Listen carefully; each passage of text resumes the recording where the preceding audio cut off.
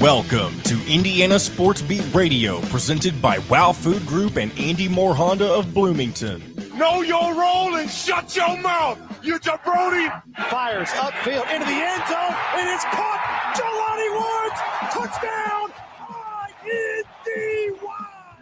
A 43-point night for Tyrese Halliburton. How do you like that, partner? Galloway drives all the way to the hole, throws it up, got it! Indiana's got their first lead of this contest. I mean, that's a goddamn Emmy winner right there. Now, from the Golf Club at Eagle Point Studios, here's your host, Jim Coyle. Hey, everybody, welcome aboard. Another edition of Indiana Sports Speed Radio here coming to you from the high atop the Golf Club at Eagle Point Studios on this Thursday, October 12th, and our good buddy Dustin Schutte in. Looking forward to having Kyle Neddenriep on. And I forgot, there's somebody else. Travis Miller, I believe, from Boiler Upload is on today as well. Hope everybody's doing well. How are you, my friend? I'm doing great. I got outside yesterday, did some hiking. So Did they let you off the leash? They did. They let me off the leash. So I ran around and got outside and was able to set a little bit. So I'm doing great. How about you? How was Minneapolis for a second straight year? You will be surprised, but I gave it 2 thumbs up. Now, the city. Okay. The Big Ten did the only thing that I didn't like this year is there were too many in the breakout, which you call the breakout sessions, which that's just when they've got like 8 separate podiums set up along the sides, and you've got different coaches or players going.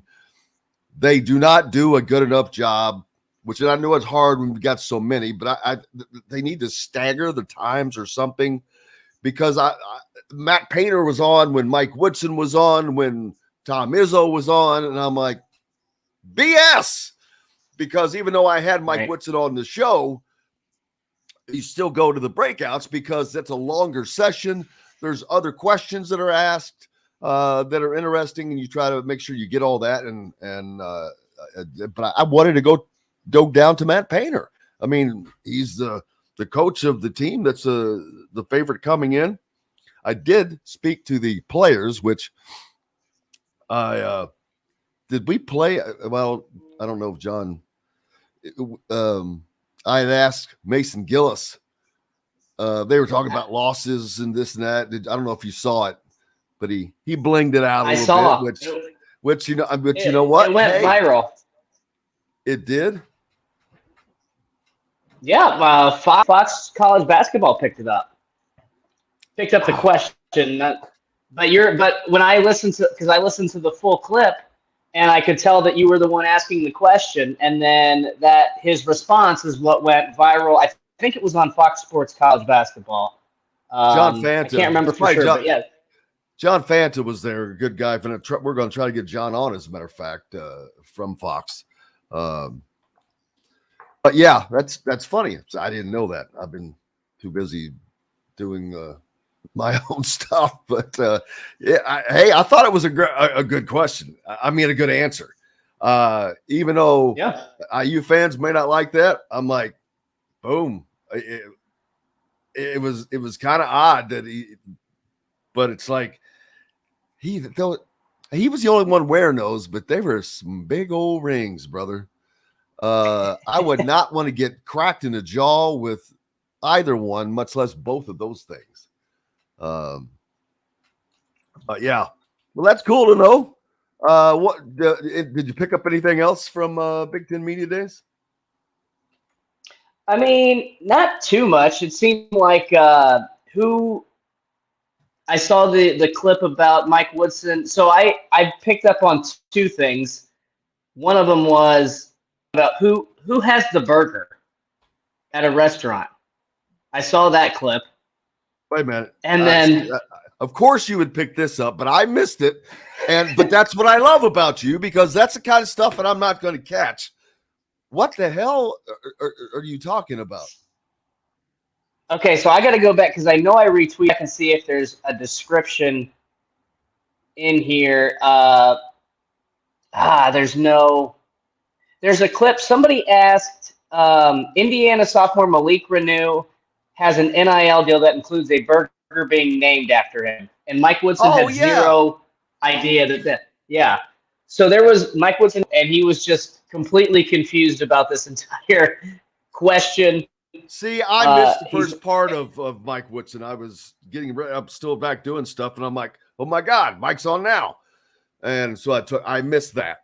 I guarantee you that probably came from Tyler Tossman, the question, if I had to guess. But the second I know thing the answer. What was the answer? You saw the answer. Big Woods. Well, okay. It's at Big Woods. I know that he has an NIL deal there, and they named a burger after him. So, yeah, Mike Woodson. The funny part was Mike Woodson asked if it was a veggie burger because he's not supposed to be eating a lot of burgers. That's funny. So that was good. The second thing I just saw this morning. That's a funny answer, man. Quick. That's quick. The second thing I saw this morning, of course, related was I didn't catch the question, but Matt Painter was asked something about Zach Edey. I'm guessing like what impresses him most or something along those lines. And he said how much he can eat.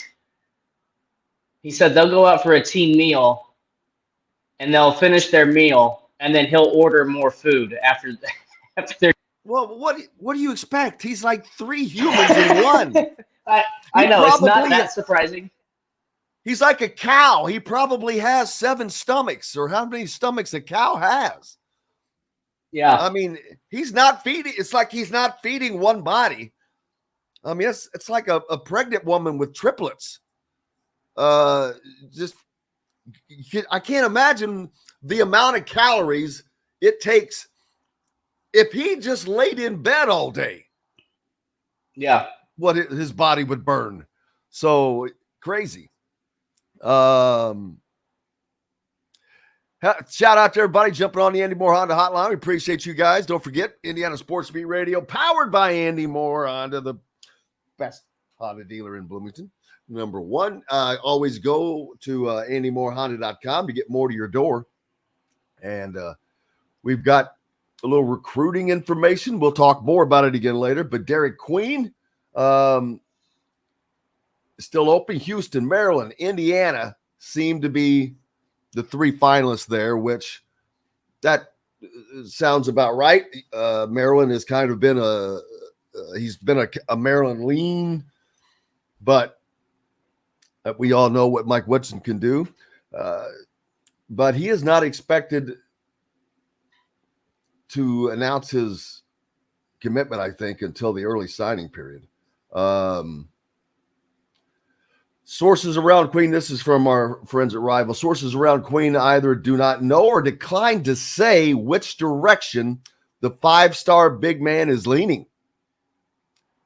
What his camp will say publicly, however, is that the decision will be made sometime before November 15th, when this year's early signing period window is set to close. So there you go. You're going to know about. And at that point, you will know about Liam McNeely. You will know about Boogie Fland and Dairy Queen. Now,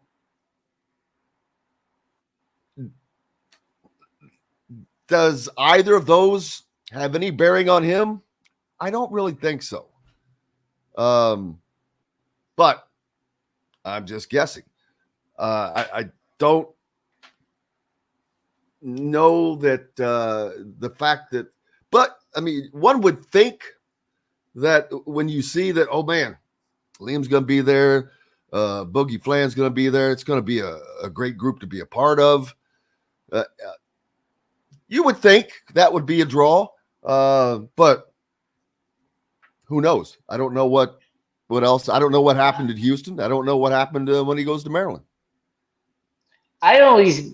there's always two sides to that for me. The one is you can go and be part of a team that's, potentially loaded and do some special things. The other is that team's going to be loaded. How am I going to fit in? Maybe I should go somewhere else if I want to get on the floor quickly. That is the right line of thinking, because that's why Indiana currently has Mackenzie Mbako set at the 3 spot, but he is planning to be a one and done. Now, whether that's the case or not remains to be seen. Right. But then Liam McNeely is expected to come in and take that spot. But that's and the same with Boogie Flan. You got Xavier Johnson at the 1. Boom, he leaves, and Boogie Flan can come and step in. But this comes from our good buddy Rob Cassidy, who we'll have back on. But he was told on Monday that Queen will sign with the school of his choice during the early signing period. The decision obviously isn't likely to come before he takes his final visit to Maryland October 22nd. So that's yet to come up. And don't think that they are not rolling out the red carpet on this baby. They're going to bring in the band. They may bring back the Beatles. Who knows? But they're going to do whatever it takes, I would assume, to land the big guy. This proves to be a roughly 3-week window for a decision announcement. I think we're less than a week from Liam McNeely, and let's say about 2.5, maybe to Boogie Flans at the end of the month. Maryland has been seen as the leader for some time, but nothing seems set in stone as the Montverde Academy senior chugs towards decision day. Indiana could be the biggest threat to snatch Queen's pledge away from the home state Terrapins, but Houston shouldn't be discarded as a threat. Shouldn't be discarded as a threat after last weekend's visit either. So there's the latest on Derek Queen. There's not a lot else to say. I mean, he's got a decision he's going to make. He's going to decide. He's got a visit to go to Maryland first. And you always want that last visit. You always want that last interview or whatever it is. You want to be the last person to try to leave an impression with someone. But that's that. And speaking of Boogie Flan, it's entirely possible that Boogie Flan has his mind made up, but do not expect an announcement for another week at the very least, which is what I've been saying. Actually, I thought it was going to be a little longer than that. Word is that Flan would like to do an announcement at his school alongside his teammate, family, and coaches. Such an announcement isn't possible until the 5-star point guard's high school coach, who has been in Italy, returns, which I believe I thought he returned yesterday, from vacation, which won't happen for a week or so. Until then, fans of Indiana, Kentucky, and Alabama will need to wait with bated breath. No specific date has been set for a decision, though I'd expect to see an announcement sooner rather than later. So we've got to take a break. We'll talk more about recruiting and Kansas. How about Kansas? What a shocker. They escape any NCAA penalties. I reposted a tweet yesterday, and we'll get into that and more later on. Indiana Sports Beat Radio, back with more right after this. We'll be right back to the Golf Club at Eagle Point Studios for more Indiana Sports Beat Radio with Jim Coyle, presented by Wow Food Group and Andy Moore Honda of Bloomington. In the market. Just a heads up, it's not fixed. I'm just doing what you told me I should do, just so I can at least hear you all. You probably hear an echo as well right now. Yeah, but do I need to turn down my volume? Does that help you? No, I'm just only going to open my mic whenever I say something to you in between breaks. Oh, okay. That's not a problem. Yeah, I was trying to tell you, welcome to my world. I just can't believe I'm going to turn mine down while I'm talking. I just can't believe that. You don't honestly, have to tell me. Dude, shit happens all the time. Trust me. Like I said, welcome to my world, especially on live remotes. I thought I'd figured it out too about 5 minutes ago, and nothing changed. So it's not to set your settings in StreamYard. It's not StreamYard. It's not Spreaker. It's not OBS. It's not my computer settings. And the whole confusing part about this, and the fact that I've never dealt with it, is the fact that like everything's working. It's just I can't hear. There's just an output issue on my end. Do you have a pair of wired earphones? That's what I'm using, but I do have a second pair. I can try those. Or unplug the wired. I've done that. You have a set of wireless. No, I've never used wireless headphones. What I will do though during this once we get into this next segment, I will go check the other headphones and maybe that'll fix it. Who knows? I'd like for it to fix it just because it'll make things normal. Easier. At least there is a way for me to hear you all, even though it's unconventional. Yeah.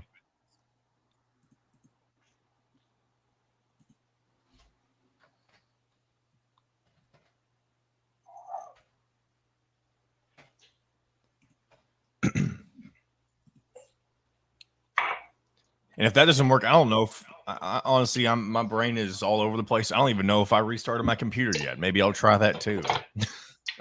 Well, I thought you couldn't because of. Well, I've already canceled out the Spreaker stream. I'm just gonna, whenever I edit the show, I'm just gonna re-upload it.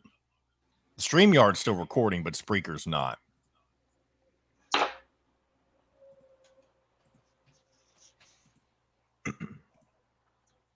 But I'll just take the audio recording from StreamYard and upload it. All right, here we go, guys. Line to set your tee time or call 812-824-4040. The Golf Club at Eagle Point in Bloomington. This segment is brought to you by Southern Stone Restaurant.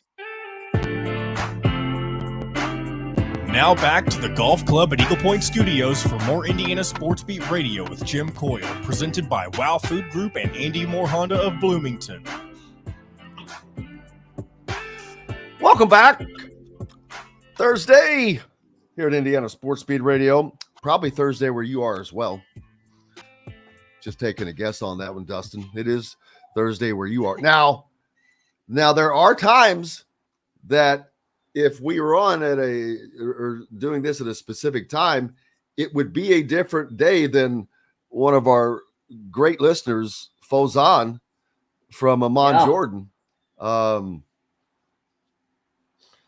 And Larry, for one, almost for Larry, who listens in from Las Vegas. There you go. See, it probably feels like a different day for him. Thanks a lot for Fred jumping on. Tony, Kevin, down in the southern part of the state, down in Jeffersonville. 5 lefts on and at it. How about the Dodgers? Another Titan out of the playoffs. The American League East out for the 8th straight year. AL East champion, who is they were the most dominant division in all of baseball. I don't think they had a team with a losing record. I'm not looking at it right now, but didn't they have all winning record teams? I don't know for sure if that was the case, but they were the most. But they were definitely the most dominant division. Yeah, but it's the 8th straight row that they're out. The mighty Dodgers with what?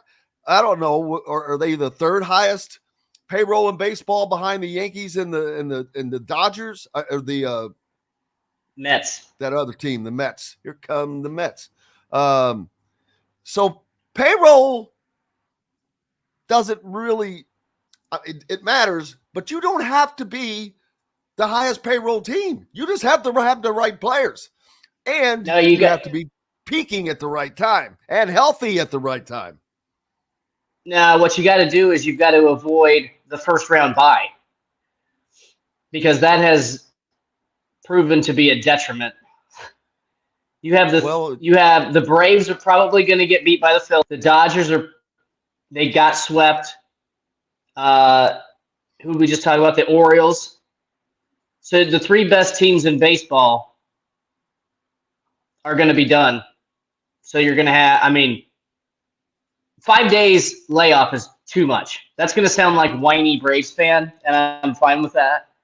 You can't have the teams that were the most dominant, all of them be eliminated. That speaks to the format being a problem. Yeah. In my opinion. The Reds almost made it, and the Dodgers may as well not have. And here's the funny thing is, the Reds were fighting with the Diamondbacks for that spot. Right. That's what's crazy. And then they end up, or the team that goes out and it's just funny. Tony B, how are you doing? Gritty.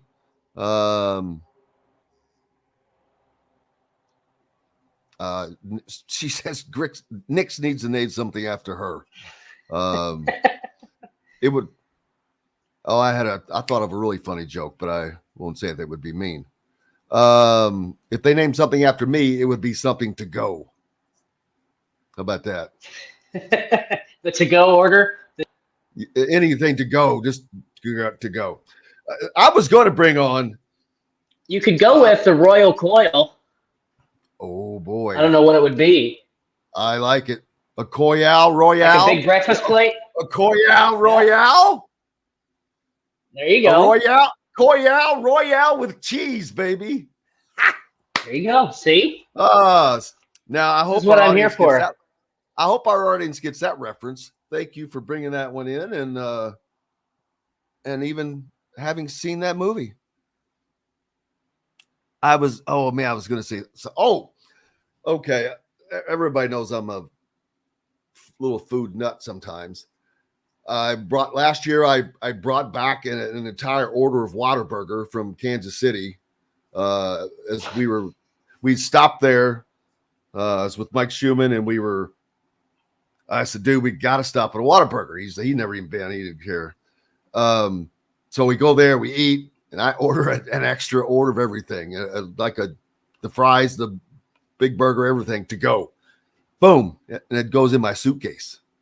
And I brought it home, and, it's only a 2-hour flight, and it's a couple hours. I'm like, it's great, which it was. I put it in the refrigerator and had it the next day. I did the same thing, and I was going to show these because speaking of my good experience in Minneapolis, at the airport, I'm trying to remember the name of the Stone Arch restaurant or something. I think they have them in a couple different places. But normally when you think of airport food, the first thing that comes to mind is so. B, overpriced. That's probably the first thing you think of. So I'm at this place, and a woman next to me orders the wings they have, and I look over and I'm like, holy crap. These things the drum part was big, so it was not chintzy. Then the next part, which is the other wings that most people don't want to eat, that was still connected. Then you had the little, which would have been the last part of the little wing flapper probably, but it was whole wings. And I love whole wings. You rarely get those, but it came with 5 of them, which is essence is 10 wings. And this big old plate of French fries. It was $16. And I'm like, what the hell? I am at an airport, right? I'm waiting to get punked somewhere because I'm like, this is odd. I go, and they were terrific. And the lady kept trying to get me to taste one. I'm like, oh, no, trust me. I know that they're good. I'm going to have one. Then we had an air fryer conversation, but I talked her into taking hers home. I said, believe you me, I'm taking mine home. And I did take 2 of them home. Put them right in my suitcase. where they stayed all night until I took them out late last night when I remembered that they were still in there. Those I did not attempt to take down, but I did want to show them. I was going to look at the size of these. So Minneapolis gets a great nod for that. You didn't hear me talk about how clean they keep his place, dude. It's I did not. Downtown's clean. They were power washing the sidewalks at 10 o'clock at night. Wow. There wasn't a big police presence, but you didn't see a need for it. That was amazing. Incredible sports town. If they could probably just shut down from November 1st until maybe April 1st, like they're March. in the Adirondacks or something, or like one of those winter high. I'm not looking forward to going back in early March, because I don't blame you. That's like early June in the rest of the world, I think. I mean, it's like early January in the rest of the world, I think. But just kidding. But I realized there's a potential I could end up being there for 2 straight weeks, 9 days. Yeah. I forgot both tournaments are there. And of course, we expect the Indiana women's team to do well. And then what do you got? You're gonna come home for 2 days and go back? No. Yeah. So I got that to look forward to, which is nice. You might want to look into Vrbo or Airbnb or something. Get you a house if you're going to be there that long. Another thing, I loved the hotel I ended up finding. It was a block and a half from the Target Center. Nice, very nice hotel. And I'm going to have to go back and look to see what it was. I do not recall it being expensive because I don't book expensive hotels. I mean, I would only book a $200 a night hotel room if there were no other rooms and I could not find an Airbnb or something instead, which that was not the case. So I was like, again, it was, and I found a new airline, Sun Country, which I had never heard of, which is Minneapolis based, but I flew out of Indianapolis for less than $100 up there. And it's like Spirit without the feeling of being on a Spirit plane, if that makes sense to you.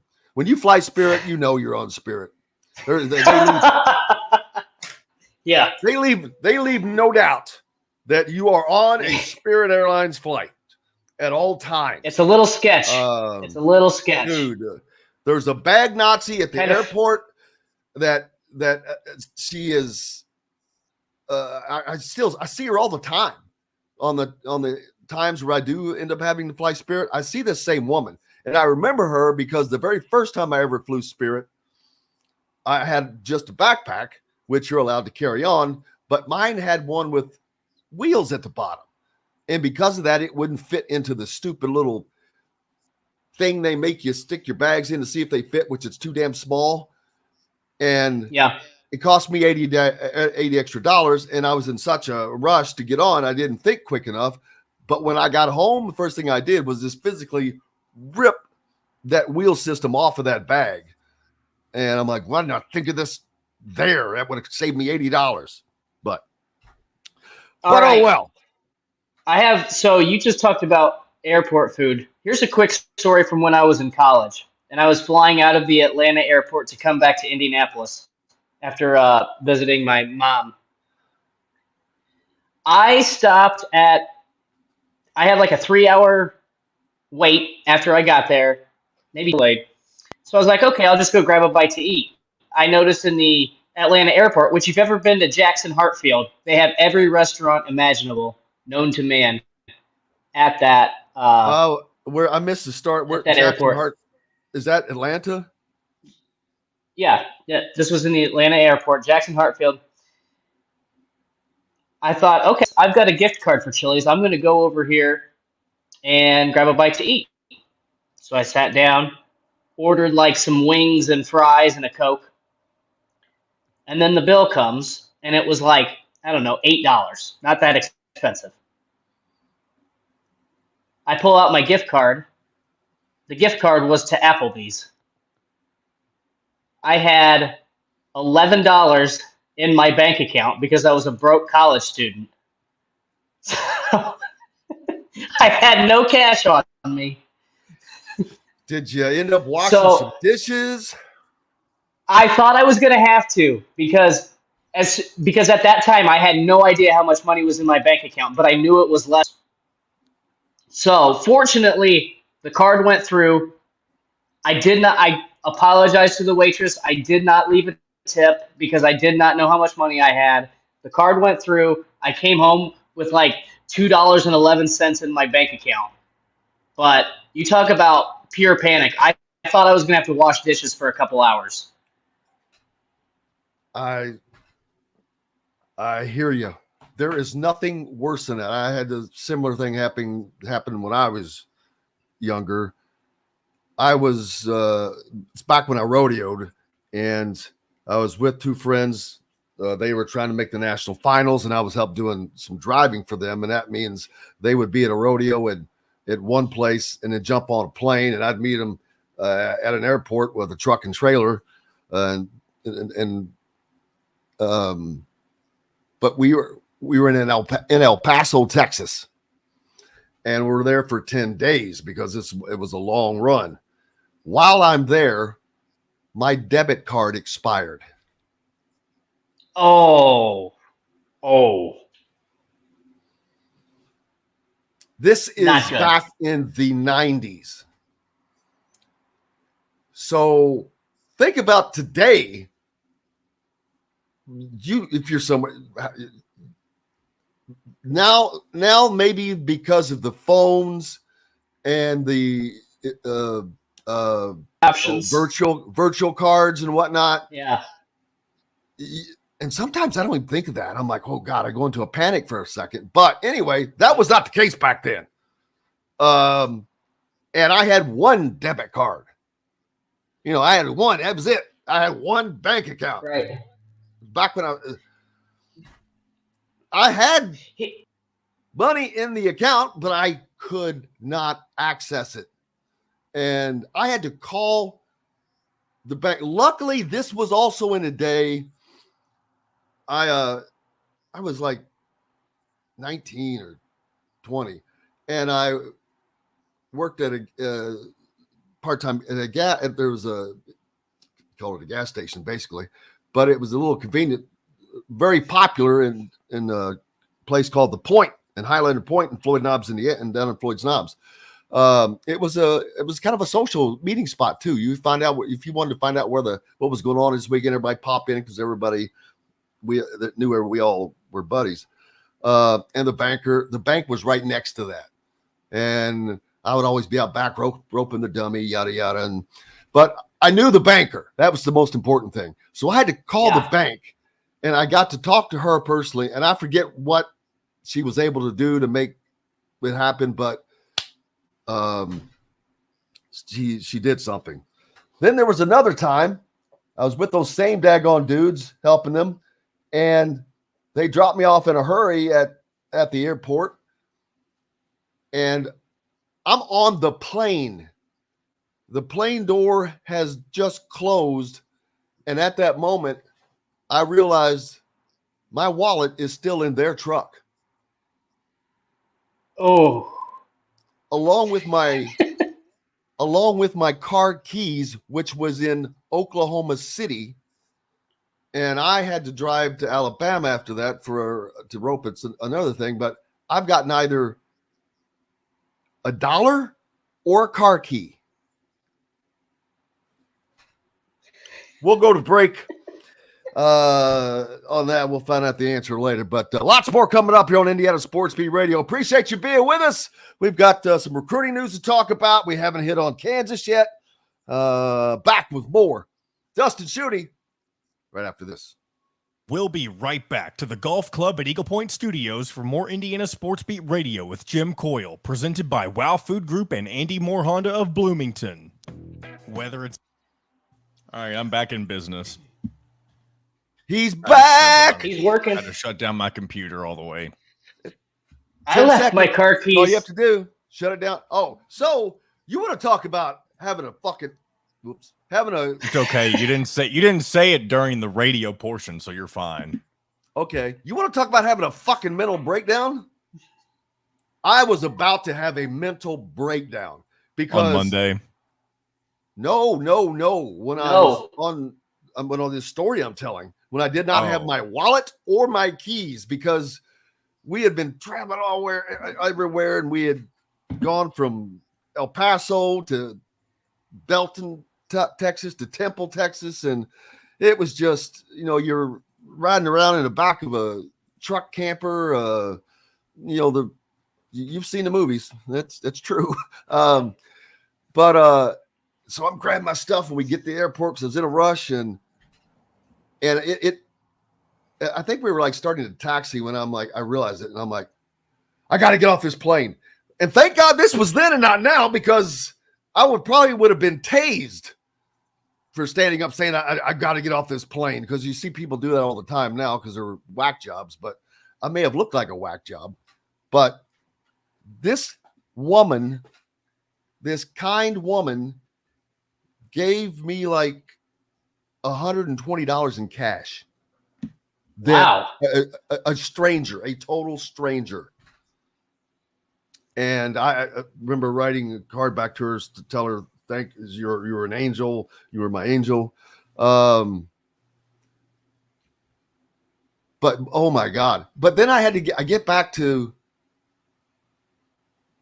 Oklahoma City. Had parked at a truck stop place, and it had snowed a ton.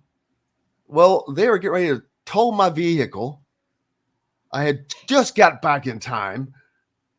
But then I had to call a locksmith, use part of my $120 that I had left.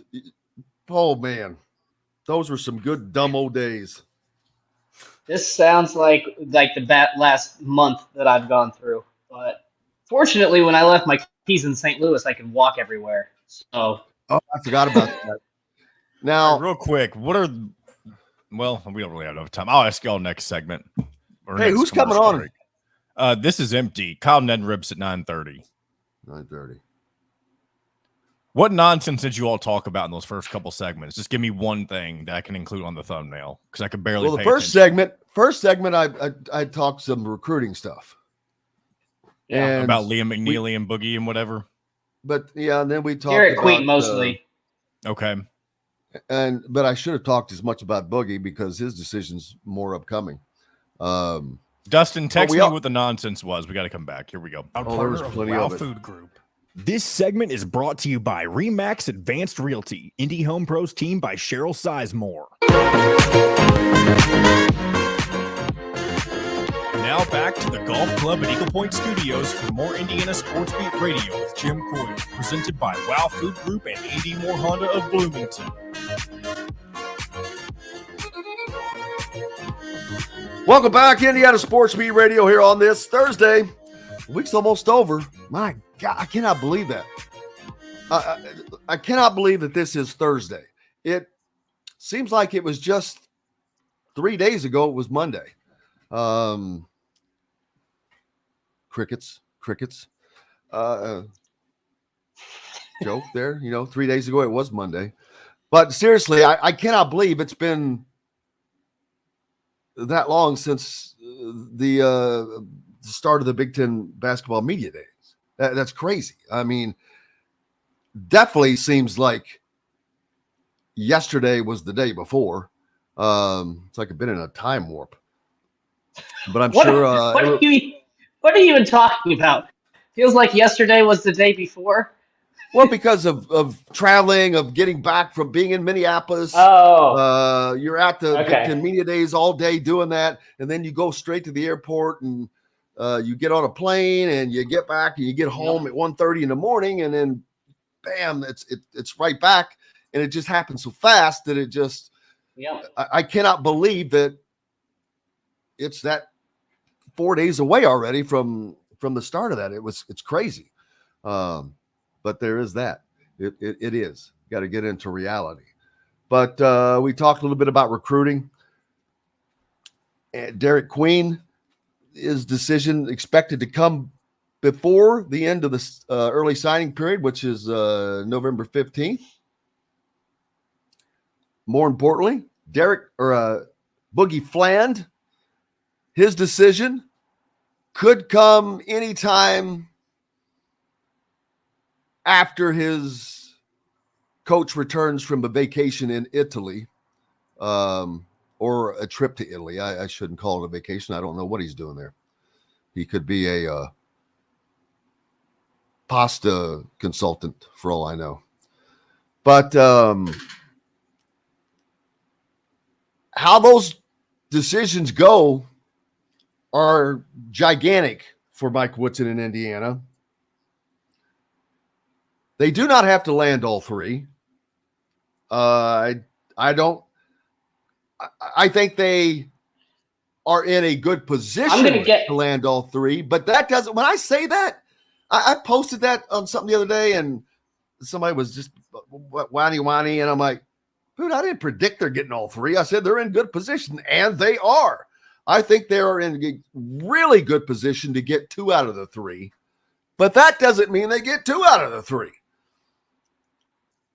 Liam McNeely, if they do not land him, that is going to be more shocking than these teams getting eliminated from Major League Baseball that have already been eliminated. That's going to be a huge shock, especially coming on the heels of the Kansas talk. Not that there's anything's going to happen to them, because who didn't know that already? I wanted to go down the list. And actually, where's the tweet that I sent out? I went back and posted go ahead. Why? Okay, we're going to dive into this a bit. Why is vacating Wynn? Why is what? Why is vacating Wynn still a thing? Because that's a way for them to act like that they're doing something without doing anything. That's a really good point. that might be the best. That is exactly it. We're going to pretend to do something that you don't care about, which, yeah, you care a little bit, but you care less about that than than not being able to play in the NCAA tournament. You care less about that than having a scholarship docked. You care less about that than not being able to go out on recruiting visits. There's not anything I think that is above on any list of caring about. No. And that's just, I'm trying to find this story that I reposted yesterday, because I went back and read it. It was from the Kansas paper from a few years back. Oh yeah, the Kansas City. Come on, pop at it, because the quotes were great. I reposted just a little bit of them, but this is back when Adidas rep TJ Gaznola was, him and Bill Self were texting back and forth. And they had all these texts, but yet the Adidas guys are the only ones that got punished out of this. Well, that's a shock, isn't it? But I want to know why, if they're guilty of anything, how are the coaches that they were conspiring with not guilty of something as well? They're conspiring. Great. That's a conspiracy. When you have 2 or more entities, it's a conspiracy. And that's exactly what was happening. But these I want these. Okay, here we go. On August 19th, back in 2017, days before Kansas announced a new 12-year contract extension with Adidas, TJ Gaznola texted Bill Self to thank him for helping him get that extension done. Okay, not a big deal. That's not a big deal. Bill Self replied he was happy with Adidas and wrote, just got to get a couple of real guys. Okay, well, you can't, you could read between the lines there, but that doesn't do much. Gaznola responded with a text, in my mind, it's KU, Bill Self, everyone else fall in line, too effing bad. That's right. That's what's right for Adidas basketball, and I know I'm right. The more you win, have lottery picks, and you happy, that's how it should work in my mind. Self replied by text, that's how yours works. I don't understand what he was saying. At UNC, that's how stuff works at UNC and Duke, Self said. Gaznola answered by saying, Kentucky as well. I promise you, I got this. I have never let you down, except for DeAndre, who was DeAndre Ayton, who ended up going to Arizona after they had already given him a bag of cash. So right. I guess they were smart enough to just not put enough in that they let all these cheese balls off. I mean, completely off. You don't even get docked a day. You want to talk about bringing Mel Tucker in that case, they're trying to say that, he brought bad publicity because he didn't.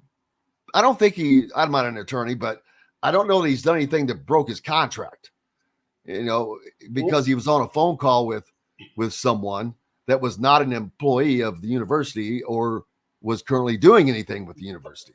But this falls under moral turpitude. This falls under bringing bad light to the university and all of that, but they don't care. It's the difference. Well, I mean, we can talk about the two. They're not really. It's kind of an apples and oranges comparison, but on the surface, at face value, that's not what I should say. Let me reboot this a little bit. The reason why, I mean, there are a lot of different elements to this, but you have to also factor in that Bill Self wins and Mel Tucker does not. Now, the two things are very different in terms of their severity and but that's why Michigan State, I think, was probably quicker to move, and it sounds insensitive and it sounds not, but that's obvious. That's a factor. They wanted to get out of that contract, and they had a reason to. Oh, absolutely. Also, though, you have to go back to the Larry Nassar stuff. That it all the things that Mel Tucker did are obviously from a moral standpoint and from a societal standpoint are far more egregious than what Bill Self did. But I'm just talking in terms of why a school would move. What if they had committed the same thing? If they were in the same situation? The Michigan State thing is purely about money. It's about nothing other than about $75 million or whatever it is. I think that, and this is what I've told people, and it sounds, like I said, it sounds insensitive, and I don't mean it to be this way. This is athletics, and the truth about college athletics is that if Mel Tucker was winning games and they were in the Big Ten championship game, would they have moved on from him, or would they have tried to cover it up? Nope, I believe they I don't know the answer for him because we've seen so much crap happen in the past. That was I've wondered that too. It's not something we should talk about, but we've seen schools do this before. And so anyway, I didn't want to go off on a tangent there, but this is going to sound crazy, but Okay, what he did, you can, and by you I mean the plural you, as the Big Lebowski would say, or everybody. You can label it whatever you want, but at the end of the day, I'm not sure what was really going on in that conversation. So I don't know how bad it truly was, because it's not it is what it is. It's embarrassing. It's embarrassing as hell to have that out. I'll grant you that. But there have been just far worse things done, I think, to hurt that were harmful to students. And I'm just talking about just sexually. I'm talking about it in many ways. How students have been screwed over in so many different ways. But this is simply about money and nothing else. Michigan State does not want to take a $70 million hit. And that's what it would be, a $70 million hit. They knew that. You want to talk about that? That is probably the most moronic contract I've seen.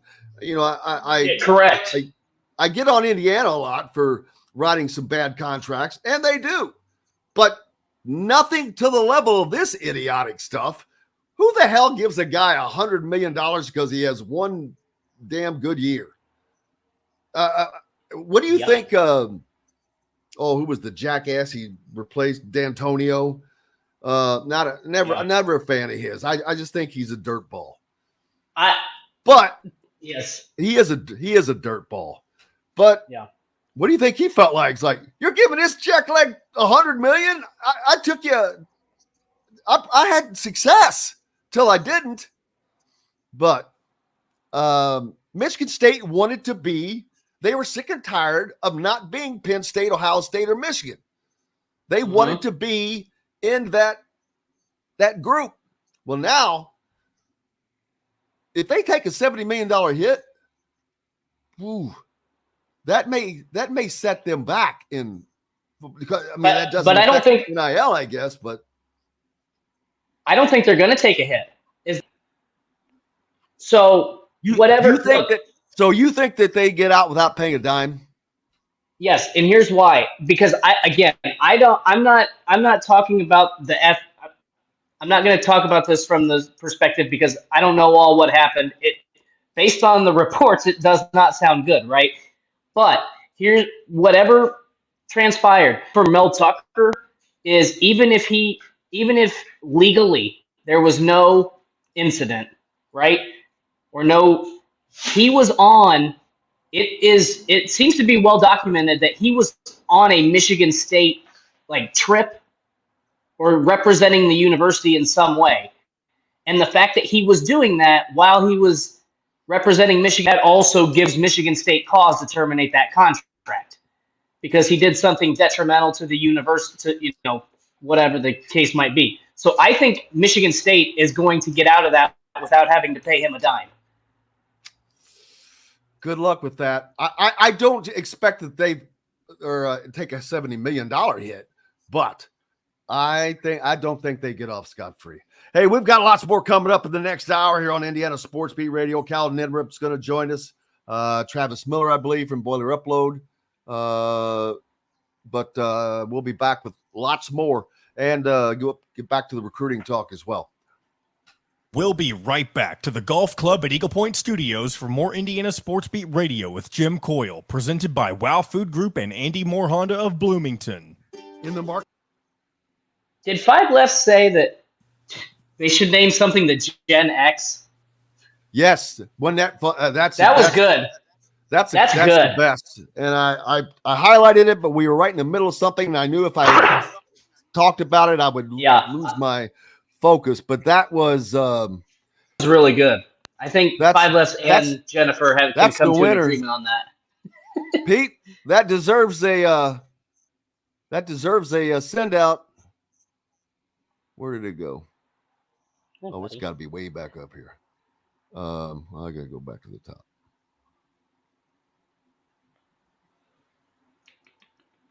And he also said this, by the way.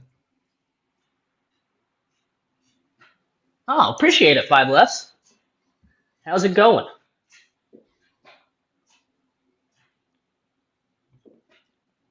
Southport? All right.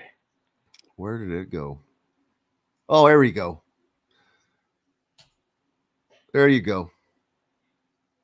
Hey. Oh. Yep, there we go. The Gen X. I like it. I like it. That's quick thinking. Five Lefts, can you be become my writer? I need as you can tell, I need a material writer. Someone to write me some good stuff.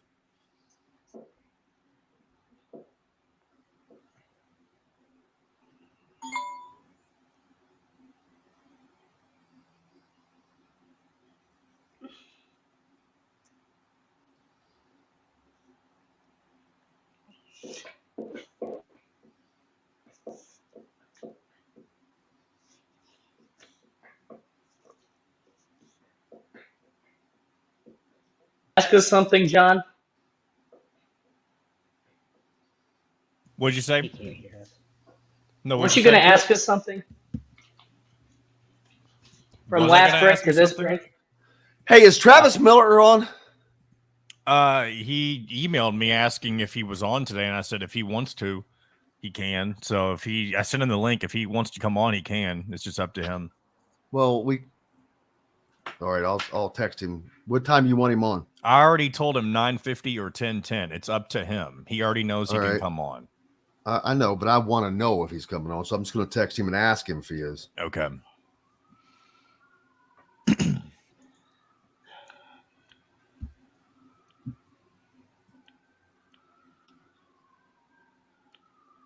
All right. Kyle should be on momentarily.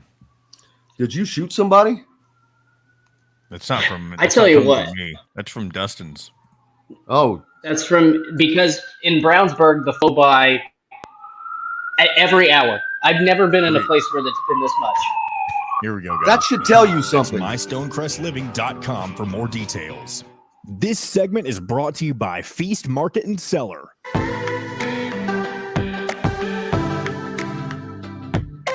Now back to the Golf Club at Eagle Point Studios for more Indiana Sports Beat Radio with Jim Coyle, presented by Wow Food Group and Andy Moore Honda of Bloomington. Welcome back, Indiana Sports Beat Radio here on this Thursday. Appreciate you being with us as always. Dustin Schutte sitting in. Kyle Neddenriep will be coming along shortly. We'll get caught up on the late stages of the Indiana high school football season as we're getting closer and closer to sectional play. Playoffs. But speaking of football, since you've joined us last, Dustin,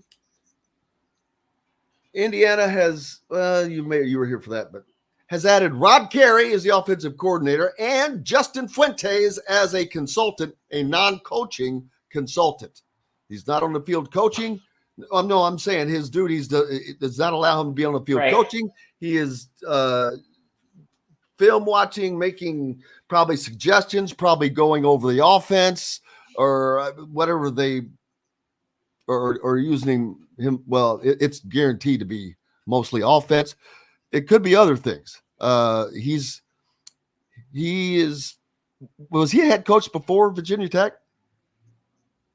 Yeah, he was at was he at Memphis? I think he went from Memphis to Virginia Tech. Maybe it was. So he has a decade or more of head coaching experience.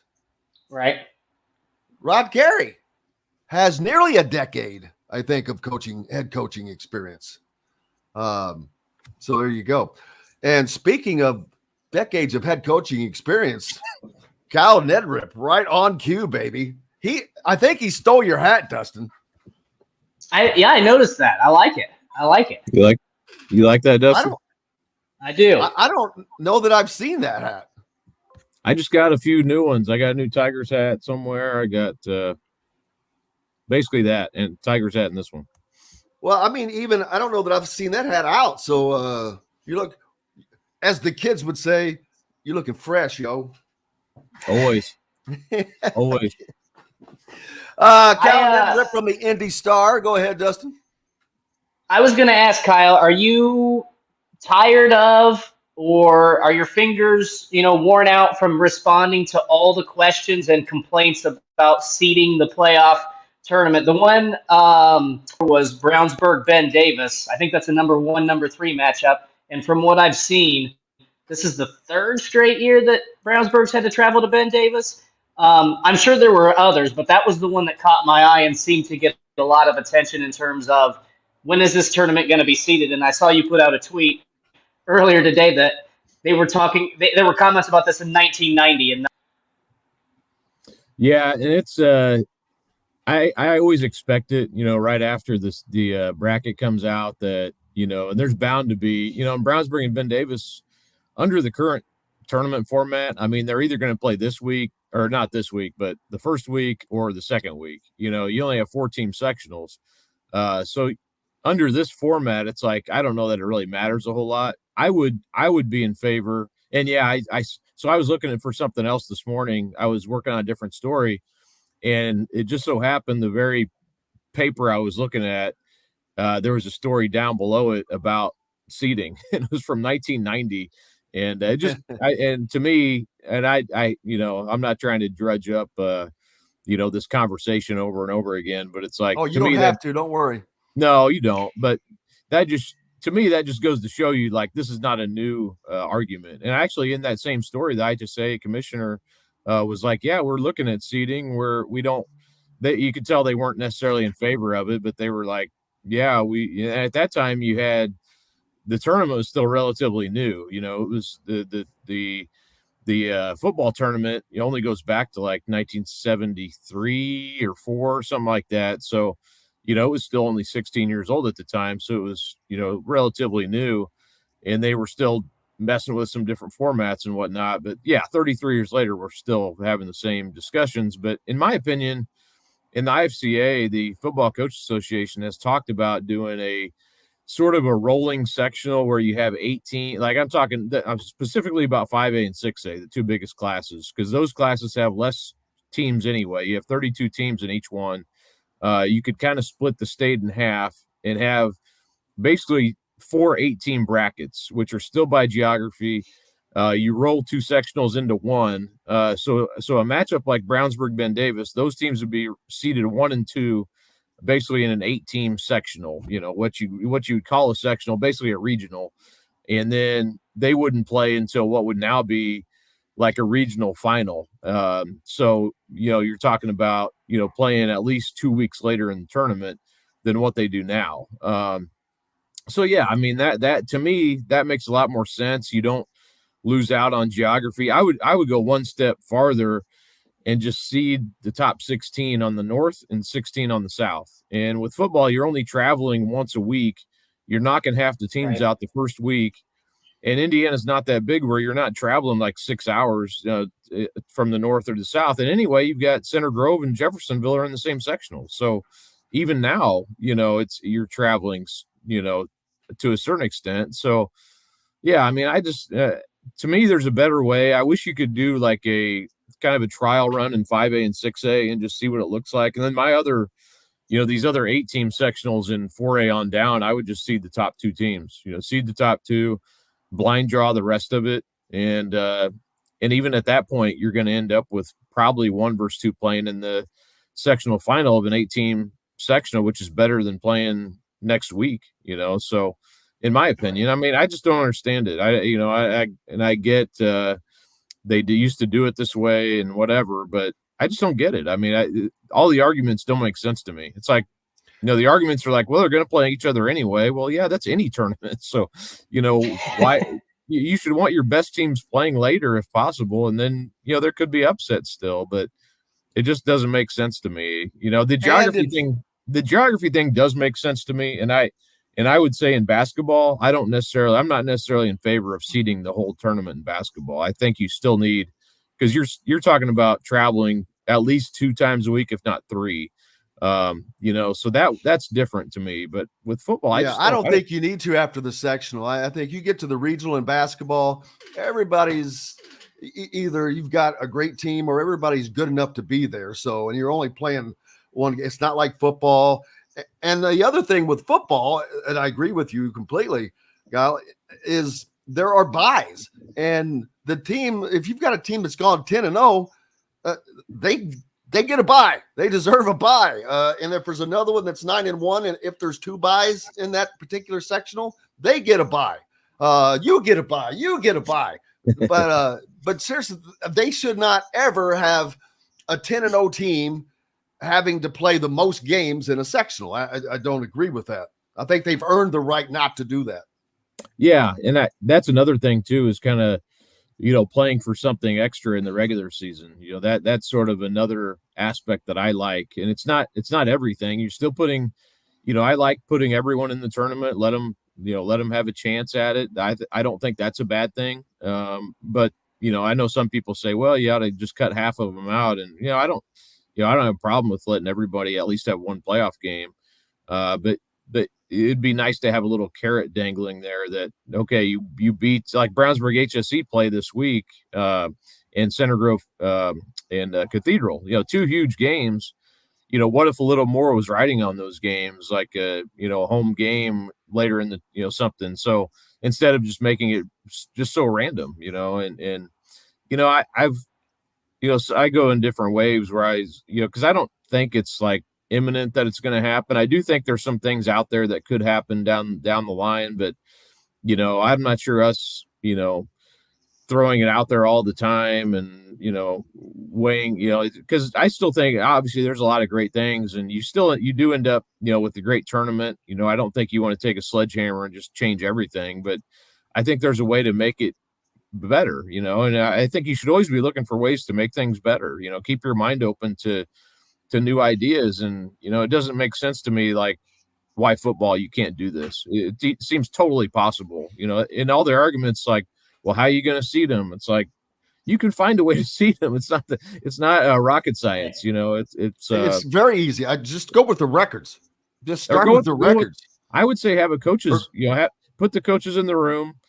You could use Sagarin as a guide. You could use records as a guide. You could use head-to-head as a guide. It's conference. I know a lot of down in like the Hoosier Hills Conference, they're split because you've got, is Jeffersonville a 6A school? Yeah. Yes. Wow. Tough row for them. Yeah. Too bad for them. But you've got the 5As with New Albany, Floyd Central, Jennings. Is anybody else a 5A? But I can't remember. Jeffersonville's kind of right on the edge. It's probably more basketball, I'm thinking, down there where they have virtually half the Hoosier Hills Conference. Well, that entire sectional are Hoosier Hills Conference teams, but that's basketball. So, and that's another reason why it's just football is just easier, and it should be done. Yeah, the sectional there in 5A is New Albany, Floyd, Castle, and Evansville North. So you're kind of split in that one. So that's 5A. And then Jeffersonville they're in the same one with Center Grove, Franklin Central, and Columbus North, which is really, once you split 5A and 6A, they did that, 10, 11, 12 years ago. The southern part of 6A really became spread out. The other southern sectional is all Indianapolis. Everything south is then Indianapolis, basically. So, it definitely changed a lot because there's not that many big schools in southern Indiana, at least that big. So, outside of the Ben Davis Brownsburg first round matchup in the week left in the regular season, what other matchups stood out to you in that sectional draw? Yeah, I would say the Center Grove Franklin Central is kind of probably a little bit off the people's radar, I would say, but Franklin Central is a much better team, and they last year, and it kind of got lost in the shuffle after because Center Grove goes on and wins the state championship, but Franklin Central had them down in the fourth quarter.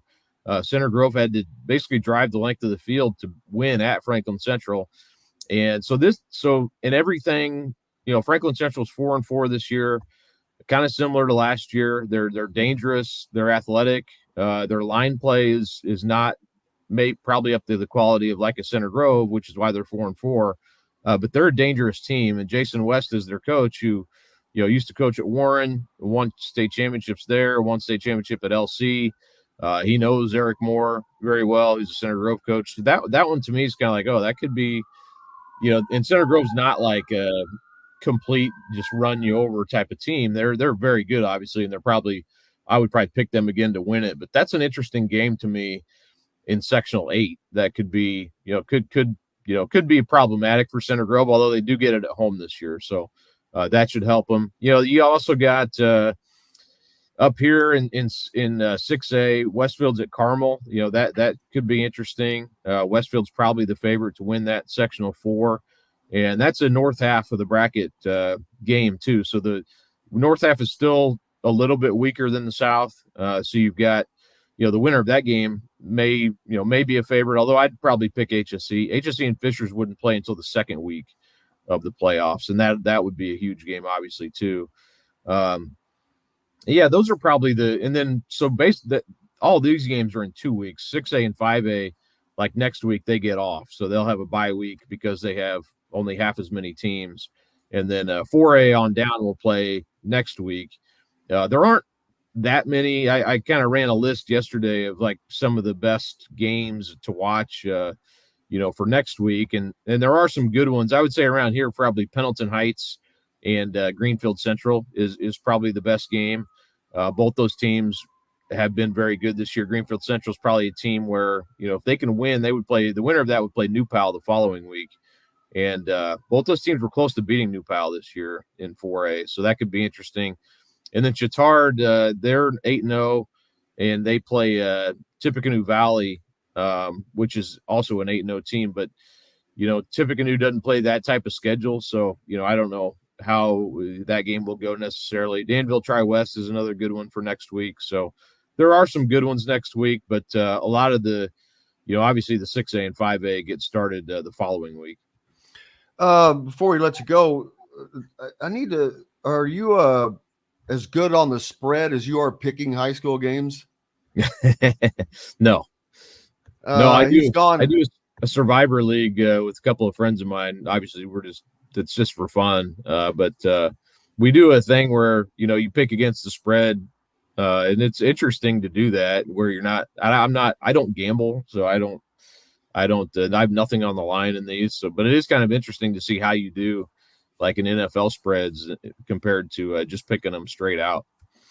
Well, I say that because he went 37-5 last week. 270-69 on the season for about an 80% hit. So keep following that's why you need to be following Kyle Neddenriep from the Indy Star as we head into this is the final week of regular season, right? Yeah. So like I said, this is the last week. Cathedral Center Grove tomorrow and HSC Brownsburg are two big ones tomorrow. Tomorrow.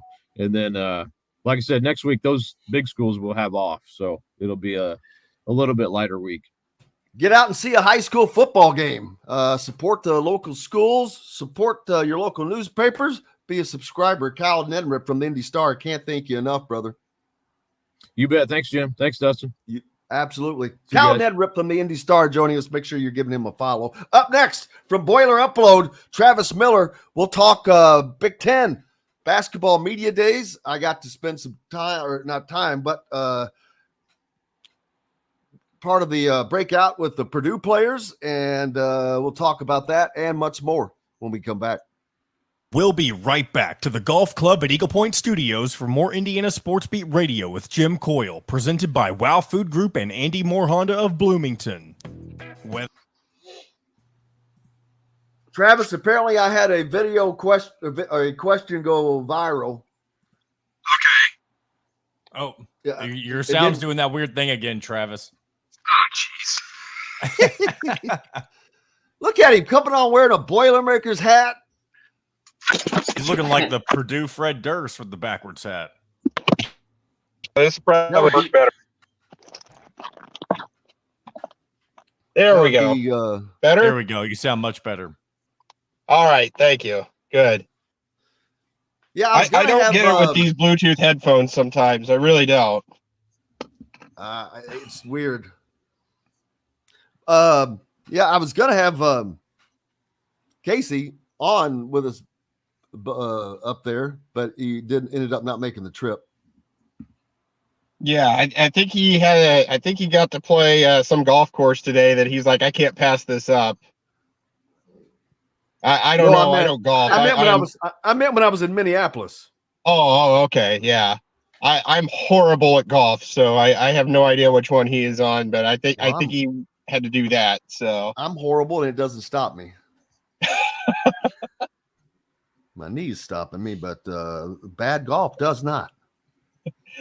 I am actually in Kansas City right now. My son really loves Mahomes, and we got tickets to the game tonight since it's his fall break.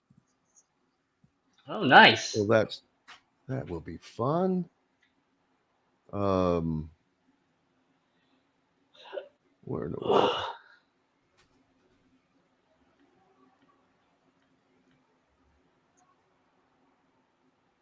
What were your takeaways from Big Ten Media Day? There's usually not a lot that gets said that's of importance. I know the thing that was going around was Mason Gillis showed off his ring, so naturally he's getting ripped by IU fans.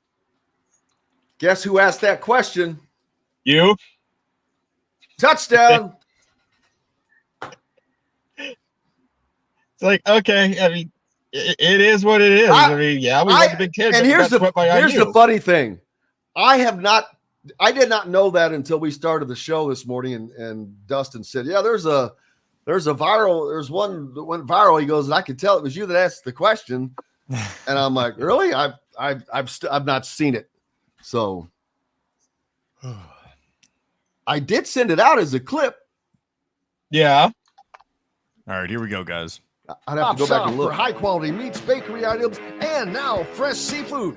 Chop Shop Market and Table has the largest selection of in-house made products around and everything you need to make a gourmet meal at home.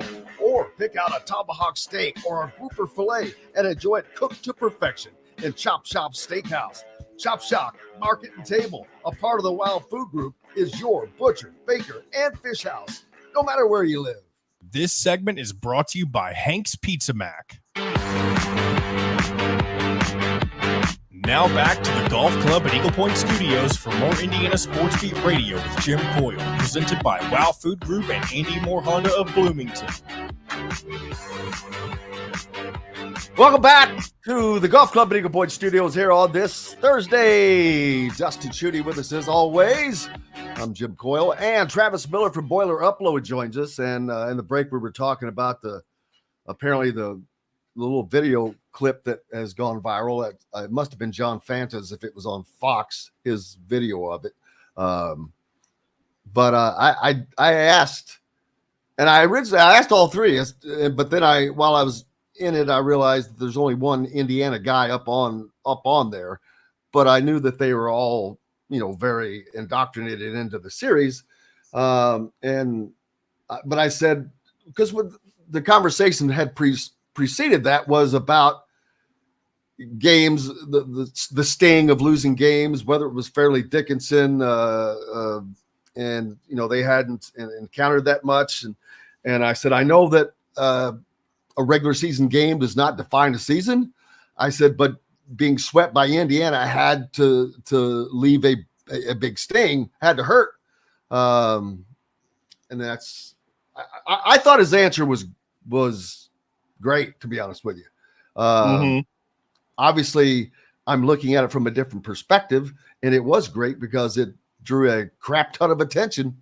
But the fact that he was able to think that quickly, but I saw those big old juggernauts that he was wearing on his hand, because he was the only one wearing them. I mean, he was wearing them two together, which also very odd to me.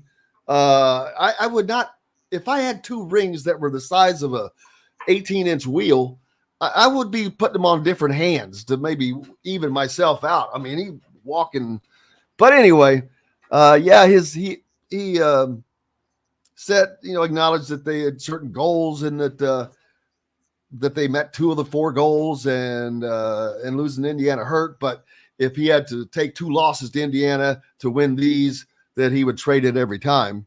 So I thought it was funny. I will say this: Ethan Morton could not have acted any less enthused to be there than anybody I saw over the course of the entire Big Ten Media Days. He was constantly down, looking around, looking off over here while somebody's talking. He's just, you ask him a question. I don't know if is that some Zach envy? Is there, because I know he's getting all the attention there. I mean, when you have a star, it's hard, and not only just a star, but he's 7 foot. So he's going to draw to. I remember someone said, "Well, I'm waiting for the Purdue contention to come in." I go, "Well, trust me, you won't miss them." But meaning talking about Zach Edey. But is it possible that there's a little Zach envy? I don't think so. I mean, they've already gone through a full season of him being the guy, and you had that last year. Wearing on a little more. Yeah, I mean, but I think at some point you have to realize, okay, this is going to be the key to any success that this team has coming forward. And honestly, I think Morton is another guy that is in a big spot, because if there's a weakness in Purdue's starting 5, I would say it's at the 3. You obviously have Lawyer and Smith in the backcourt. They're going to get better. They were freshmen last year. Edey is Edey. At power forward, you've got, a bunch of good options with Gillis, with Caleb First, with Trey Kaufman-Renn. You can be, mix and match them when Edey's out of the game. But at the 3, who is going to be that guy? And I'm curious to see how Morton responds, because I think he's going to get first crack at it since he's the senior. He's been around the program. This is his 4th year. And, his job to me is going to be handle the ball a little bit, play some defense, and you're going to get 3 or 4 wide open threes per game. Can he knock them down? Last year, he shot 27% from 3. And you got to be better than that, honestly. So it'll be curious to see how he responds. He's got all the experience in the world. If he can be a bit more of a shooter, that's going to really help Purdue out at that position. Otherwise, they're going to be looking for Brian Waddell, Camden Heide, or Miles Colvin to play there. Trey Kaufman-Renn, obviously the most challenging, I guess, to Ethan for that spot, I'm going to assume. I mean, he kind of has grown into that, or is he playing more at the 4?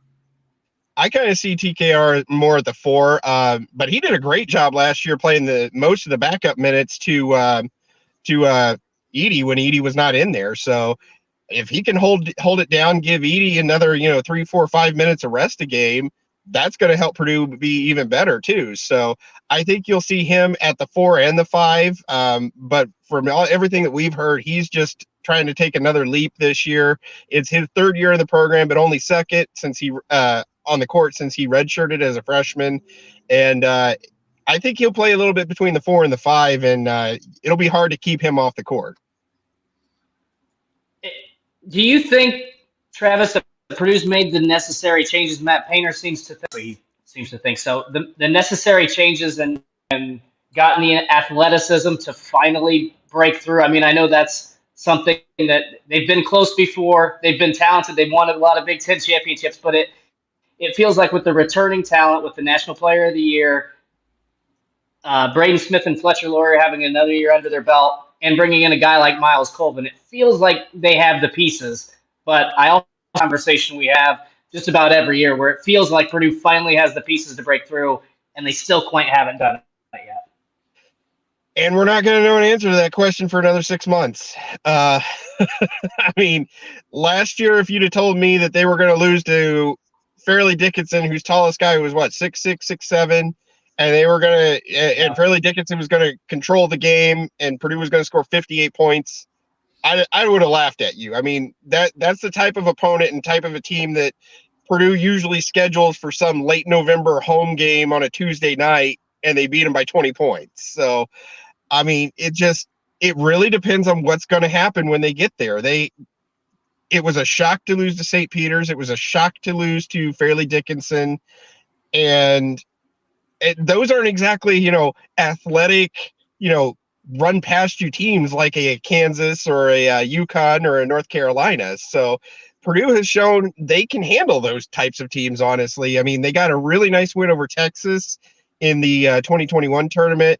They have not lost a non-conference regular season game since the COVID year when they lost at Miami. And they've gone through the non-conference undefeated the last 2 seasons. So, and that's playing the likes of Kansas, or not Kansas, but Gonzaga. They played Duke. They've played, a bunch of other really solid teams. They got a nice win over Marquette last year. So they've proven they can do it in the regular season.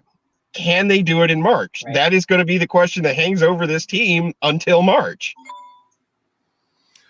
That clip, John, did you have that clip yesterday from Mason that of the question when I do not have it. No, I didn't know we needed it today. That's my fault. No, that's mine. I'll get to that. But I will say that Edey seemed to be all business. He was locked in. He seems to have a focus. And I did ask him about the banging the gong at, and that's how we got into this other stuff. Banging the gong at the Colts game. They sent him this ridiculous hat that's like an oversized conductor's hat that I would have said, no, thank you. I got a Purdue baseball hat or something I could wear. That I thought he looked ridiculous in that thing. He's already a monster at 7 foot. What is he? 7'4"? 7'4", yeah. And so this hat looked like a Russian, one of those Russian dancers. When they wear those big tall hats, I was waiting for him to break out a little Russian dance. But and also, I guess I don't know if everyone got these, but it looked like he had a baseball that was an ALDS baseball because I remember seeing a symbol on it. That doesn't mean that was the case, but he had a baseball and daggone it, Myron Metcalf, I believe, was next to me from ESPN, and he's just playing with it in his hands, and he asked him to say, "Can you show us that baseball?" And I said this yesterday. I truly believe he could have put his hands behind his back and said, "Which hand's the baseball in?" and you would not have known it. I mean, his fingers just touch all the way, or it just disappears in that. So just some fun stuff there. But he, other than that, he seems like he's locked in right now. Yeah, I think it's interesting because he played overseas all summer. He got to play with Team Canada at the FIBA World Cup. Didn't play a ton of minutes because, I mean, that's a roster loaded with NBA guys, but they beat Team USA. He won the bronze medal there. So it tells me a lot that he was able to hang with guys that are in the NBA, and I think that was a great learning experience for him. And you talk about baseball. He played baseball growing up, and he's thrown out the first pitch at a couple Purdue baseball games. I want to see him pitch 1 inning in a midweek game against some like Chicago State or somebody. Just bring him out 1 inning. Yeah, I would. That's one thing I did say. I don't know that I want to see him on the mound uncorking that thing because the ball's already halfway to the plate when it comes out of his hand. So there's that. You can make Randy Johnson look short. That's impressive. Yeah. But speaking of Purdue, the one thing that I don't know that they acknowledge, there cannot be any more pressure on this team and on Matt Painter to succeed in March this year. I've said this more than once. If not this year, then when? Because they have, I don't know that there's a college team in America that has the amount of time played coming back. They lost one guy transferred. So they have everybody back. They have the same starters. They have the most dominant player in college basketball, the reigning college basketball player of the year. They're reigning Big Ten tournament and regular season champions. They haven't made a Final Four since before you were born, and maybe I'm taking a guess. I was 6 months old when they made the last Final Four. Okay, so barely it has happened in my lifetime. But that has got to.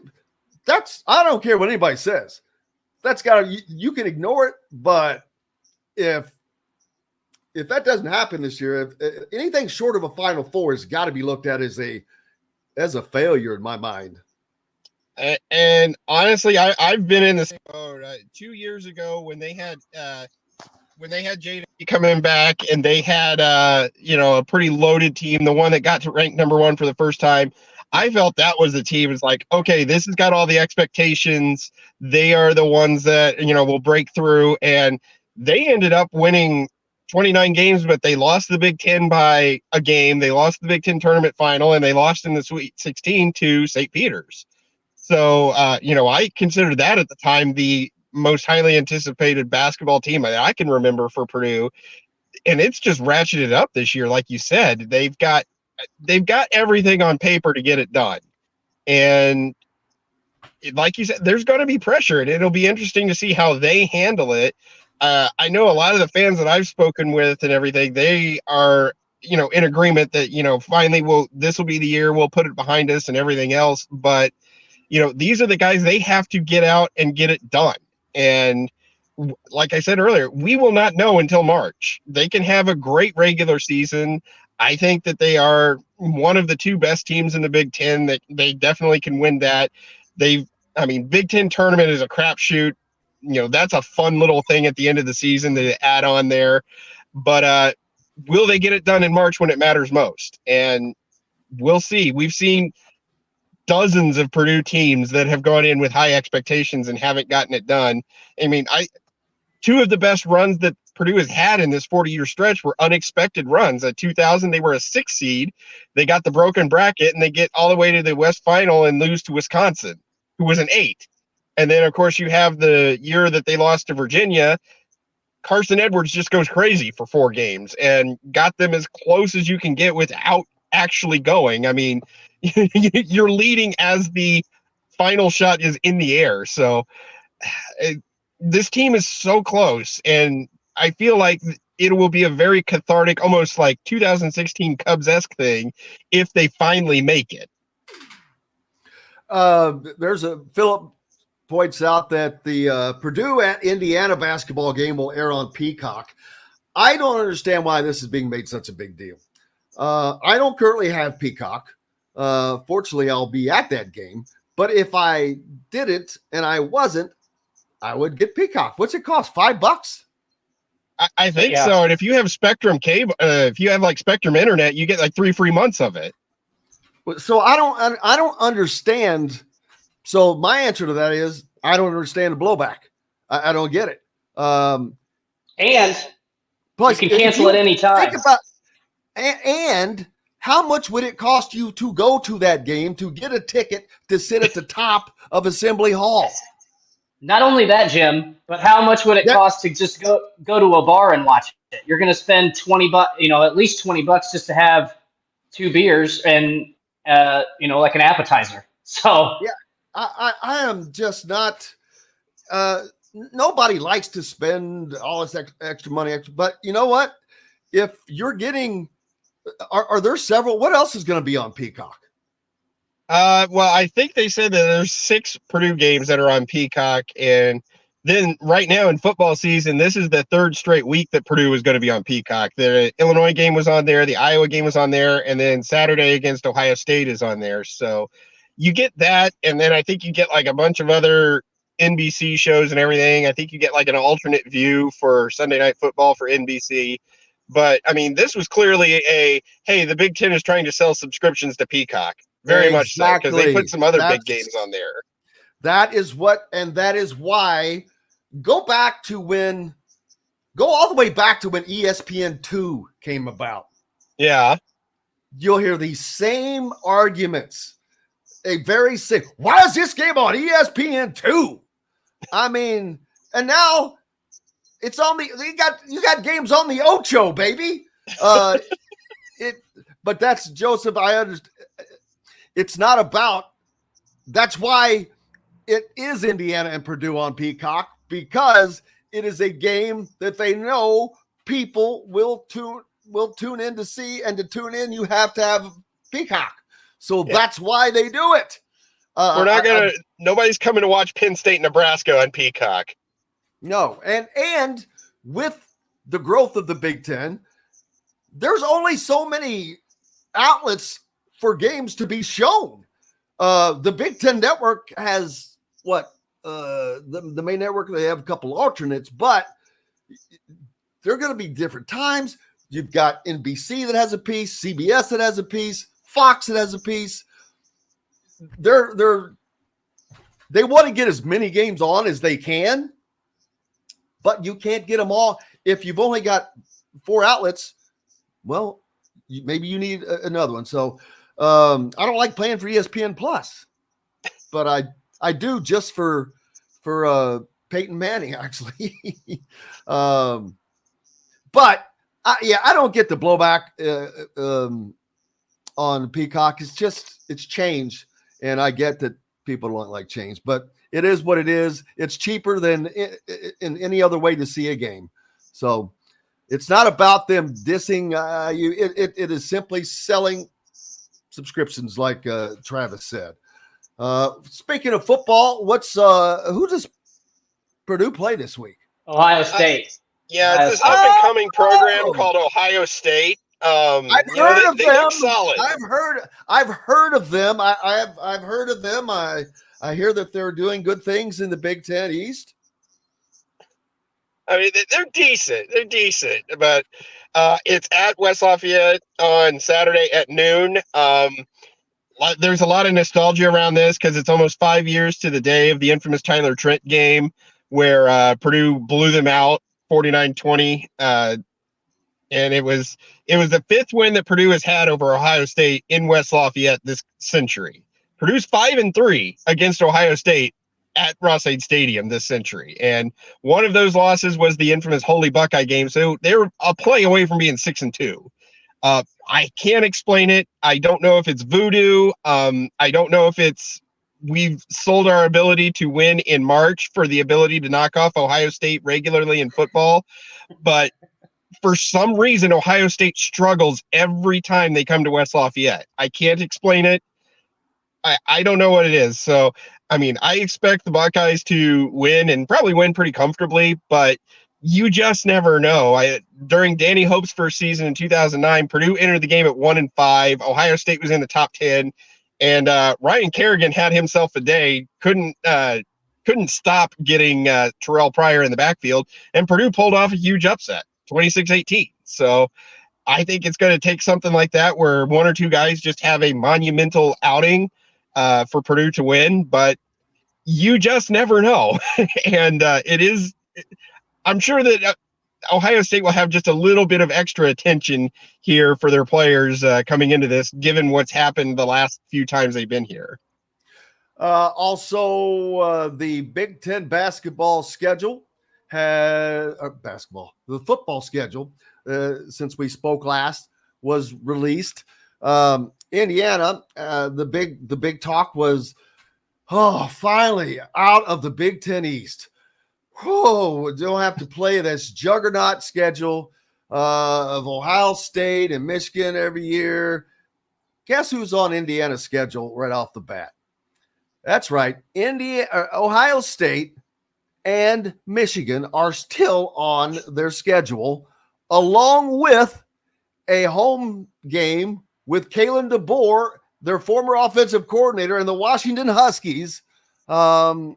And who else was there? And UCLA. So once again, the Big Ten, they love Indiana football, and treat them accordingly. Purdue, I'm gonna say, got off a little easier. They have, first of all, they have Illinois, Indiana, Michigan State to start the season. So that was kind of them. In addition to they've got a mixed bag of non-con games, though, that will Who is their besides Notre Dame next year? Who are their other two? Do you remember?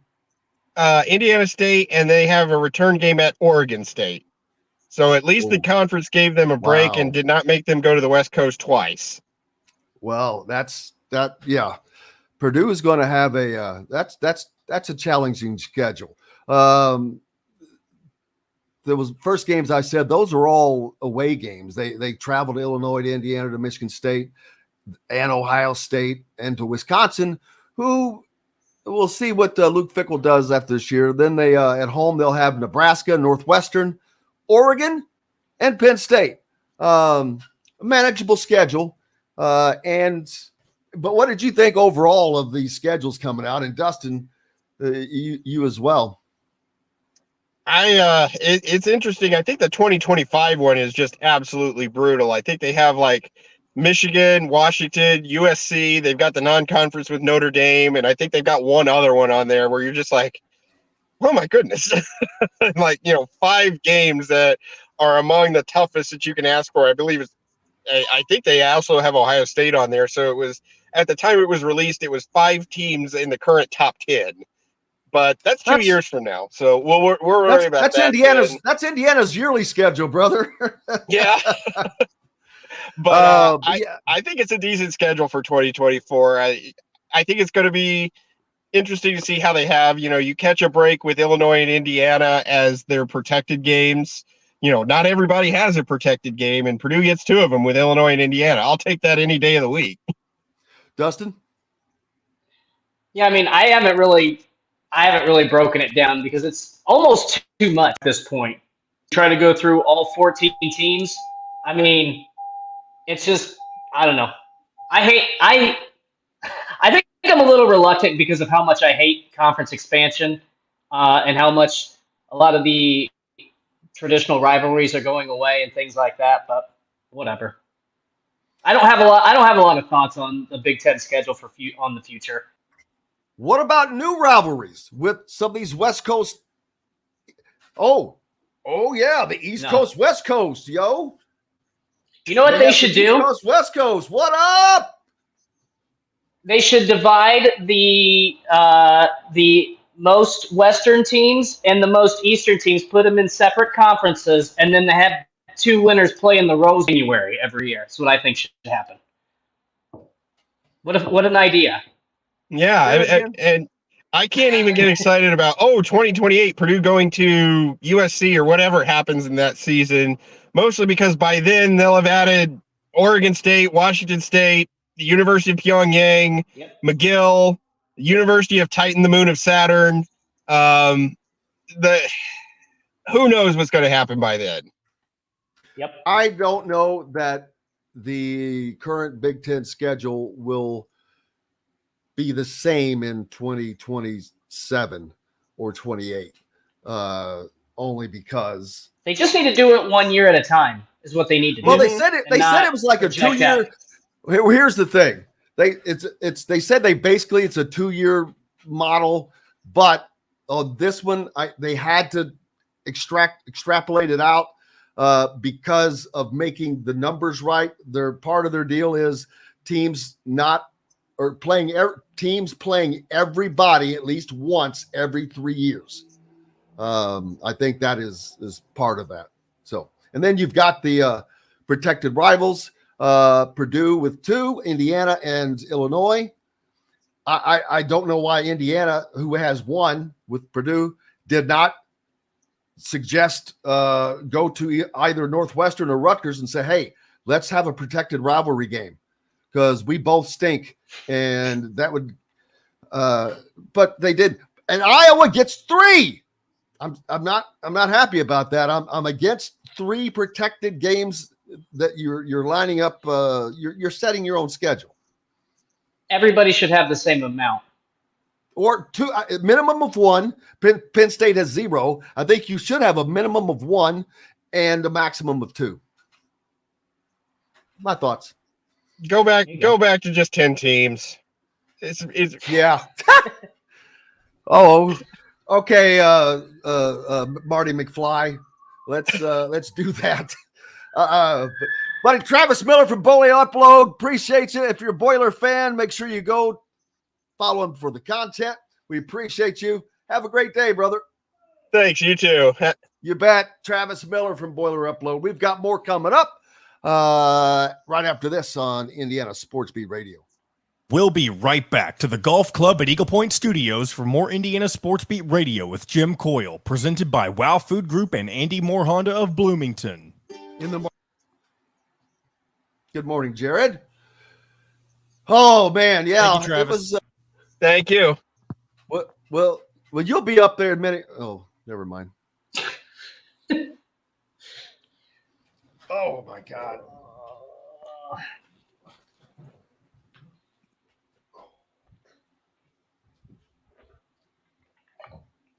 I'm exhausted.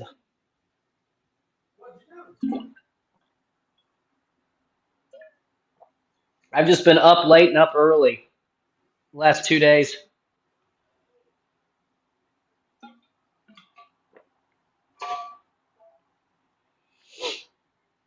Actually, the last 3 days.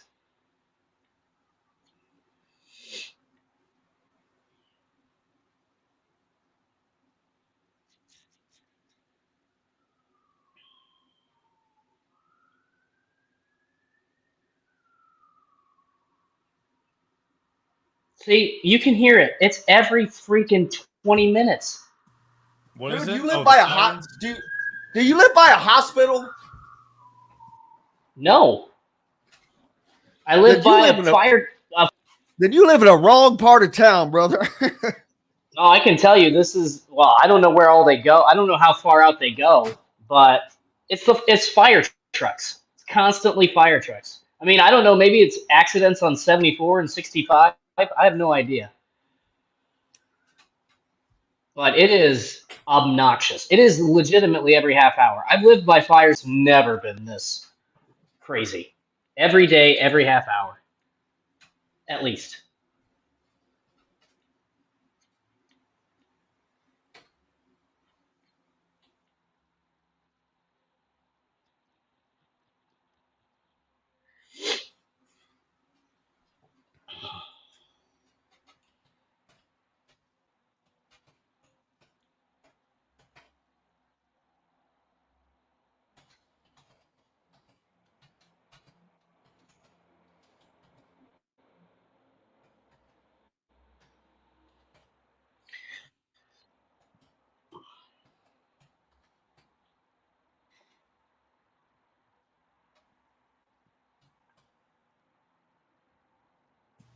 All right. I'll go ahead and pull us back in. Club at Eagle Point, and they have a sweet deal for all returning students, no matter where you go to school. At the Golf Club at Eagle Point, students can play for the rest of 2023 for just $299. That's right, play as many rounds as you like for just $299. That's better than a birdie. But you don't have to be a student to play at Eagle Point. Go online to set your tee time or call 812-824-4040. The Golf Club at Eagle Point in Bloomington. This segment is brought to you by Bubba's 33 in Clarksville and Evansville. Pizza, burgers, beer.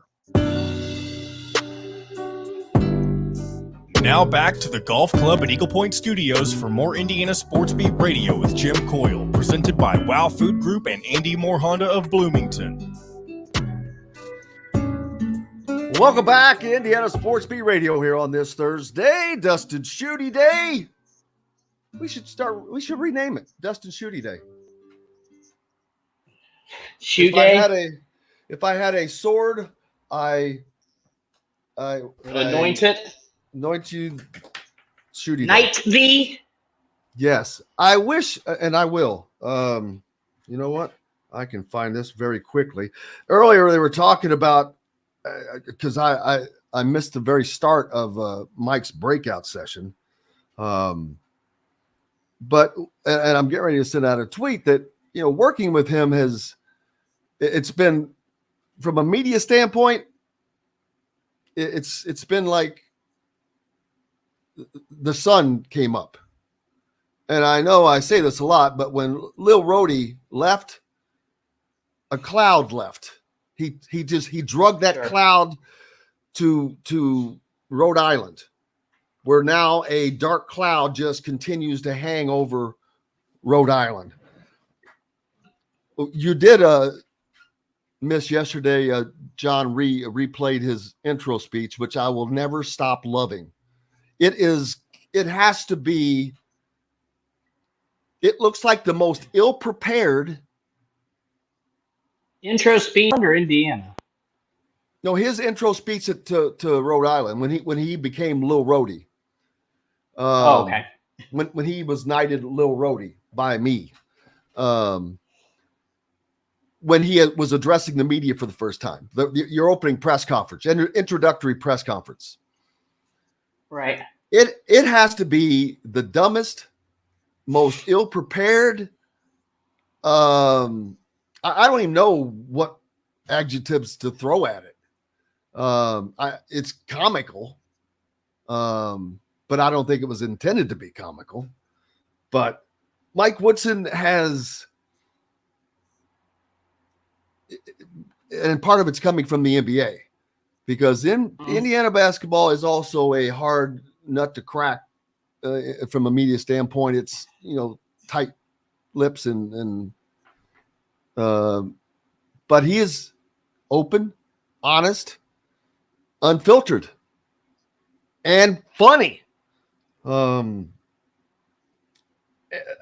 trying to find that clip where he was talking about Malik Renew having the burger named after him. What would you have named after you, and what would it be? Ooh, what type of food would I have named after me? Probably something that would be like biscuits and gravy related. I'm a big biscuits and gravy fan. That's a good chicken and waffles. But wait a minute. Really, the burger that's named after him it's got specific and things. I know this is putting me on the spot. I don't know, like some sort of. That's what we're supposed to do. You know what's really good? This is really good. John will know this place. Oh shoot! I just the name of it. Is it Lamu? Lamu. Yes, we went there when we. Whoa! Hold on, time out. Let me finish this story. What is Lamu? I want to know what we're talking about first. What the hell's Lamu? It's a breakfast place. So we went there in May in Louisville. They had like this I was not invited, by the way. Correct, for good reason. We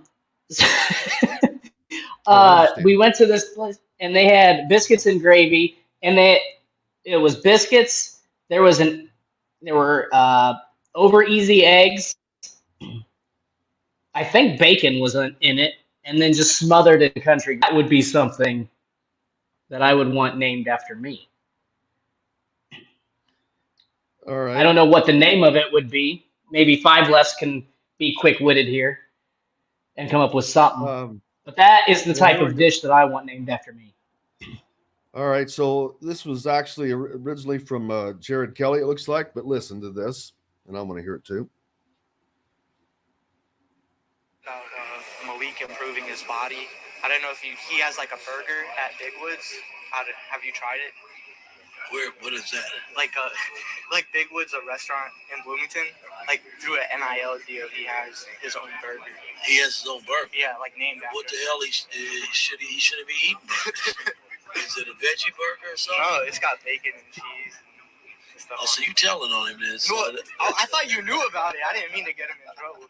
No, I didn't know about it. Oh, okay. I go to a few spots in Bloomington to eat. I don't know about all the other places. I guess the burger's working.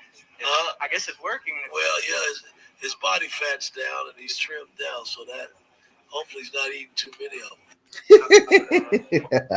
Yeah. That's part of what you love about Mike Woodson. Unfiltered, funny, and as I suspected, that was Tyler Tashman asking that question. I knew it. The younger minds have different mind paths. Correct. We do. I'm more along business, which makes me less fun, I guess. No, there's room. This is the thing. There's room for all of it. There's people who love nothing but basketball. There's people who love a little bit of nonsense, and there's people who love. But I love both. But when you get that's what makes it fun. When you get a little bit of the person and you get a little bit of basketball talk, that's what I love about it. Oh yeah, the women's volleyball team, dude. And I don't Purdue know, 4-1, 3-1. 1 minute. They're having a great season. They had a sellout. Yeah. That's 2 back-to-back sellouts. So congratulations to Coach Steve Aird and a soccer one as well. But I'd like to see what the records are right now for sports against Purdue here lately. Anyway, cannot thank everybody enough. Most importantly, Dustin, or not most importantly, you all, or most importantly, Dustin Schutte, though, love him. Can't live without him. Appreciate you. Kyle Neddenriep from the Indy Star. Always love having him on. And, of course, Travis Miller from Boiler Upload. Appreciate him as well. John, the producer, of course, for keeping us between the white lines. And, again, without you guys, we have no reason to be here. John Boy, what is on the docket for tomorrow? Honestly, I don't know. A lot of the usuals and maybe a couple surprises. I hate when you're asking me this right when it's time to wrap up. Well, that's usually when we tell it. But we appreciate you, and we'll be back here to do it again tomorrow. Until then, I'm Jim Coyle. I will see you on the radio. Thanks for listening to Indiana Sports Beat Radio. Be sure to subscribe to our YouTube page for more clips and team coverage of Indiana basketball, football, and more. You can also find full episodes and tons of other content on thehoosier.com. We'll see you next time for another edition of Indiana Sports Beat Radio.